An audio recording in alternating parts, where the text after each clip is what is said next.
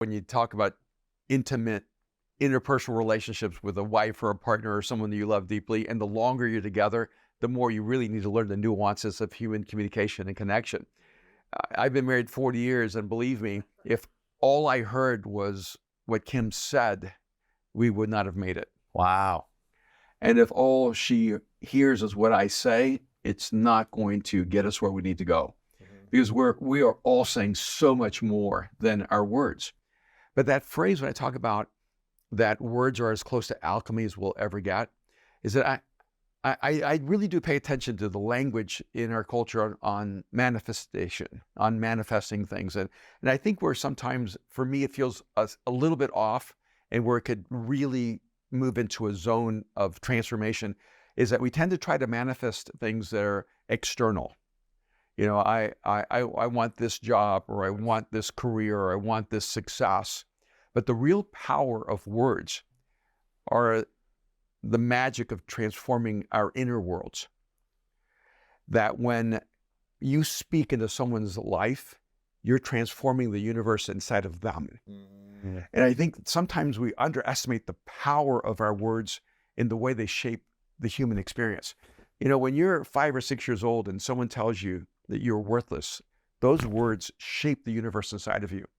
Or when someone looks at you and tells you that you're special, that you're loved, that you're valued, that explodes inside of the universe inside of you. And when I began to realize that my words have so much power that it can actually reshape the universe inside of another human being, I realized that is alchemy. I can create a space for hope, for joy, for meaning, for intention, for, even as superficial as it sounds, happiness. Because so much of what people are searching for in the external world is actually only found in our internal world. Yes. Yes. Man, that's probably, yeah. So you were saying that if Kim, you wouldn't have made it if you were only listening to her words. Is that what you said? That's right.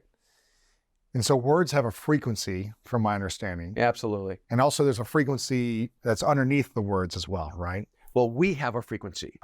And language is the mechanism through which we pass or transmit those frequencies. Wow. And so when one person says, I love you, it can create a very different frequency than when someone else says, I love you. Right. Or love you. And even when you're looking at the different frequencies that we've identified in the book, when a person has one particular frequency, when they say the same thing, it doesn't create the same resonance when someone says it with a different frequency. Why is that? I mean, why is that? And how do we tap into a frequency within us that has a greater impact on ourselves when we speak, but also on others when we speak? I think it's because we haven't developed the full toolbox of human connection and human communication, that we end up with a primary frequency and it becomes our dominant frequency. And so we end up using a frequency all the time in every situation. And let's say if you're a commander and that's your dominant frequency, and you're also a CEO of a company. And so your commander frequency is absolutely bringing you incredible success. You know exactly what to do. You know how to be directive. You are very utilitarian with your language. And then you go home and you try to use that commander frequency in your marriage. Yeah, it's not gonna work. Even worse than that, you use that commander frequency with your 8-year-old daughter, and it's completely utilitarian. It doesn't connect at a deeply visceral level where that person feels valued and loved and accepted. And one of the things I really try to do when someone has a commander frequency, by the way, my wife's primary frequency is commander. Really? And my son, Aaron, his primary frequency is commander. So I'm surrounded by 2 commanders. I never lack for clarity about what I should do with my life. Do this. Yeah, yeah. But you have to begin to be able to hear the nuances behind the command. What happens so many times is that a person is a commander and they love someone deeply, but they're with you day after day, week after week, month after month, year after year. And in their mind, I told you I loved you in 2016. Right. Why do I need to say it again? Yeah. Why do I need to say it again? It's so unutilitarian. Wow. For me to have to waste that language again. Yeah, I told you once a year. Every year, Christmas, I tell you. Right? Or I show you. Yeah. I show you by paying the bills. I show you by cooking for you. I show you that I love you. Why do I have to find the frequency that resonates at a deep level to let you know I mean it? Because it's not about simply saying the words. The words are empty without the frequency. What is it that people are missing that would make them exceptional communicators in every area of their life if they learned how to do this one thing around what you're saying? Well, in the book, I talk about the way to elevate your frequency is by increasing two things: empathy and authenticity. Yeah. And so I would say do two things. Learn how to see life from another person's perspective. Step into someone else's, not their shoes, step into their soul. Experience how they are experiencing the world. For me, that's really the power of empathy. Yes. Empathy is sharing someone's soul with them and seeing the world through their experience, their emotions, their perspectives, and it's a beautiful thing. And so empathy is about seeing the other person, but authenticity is about allowing other people to see you.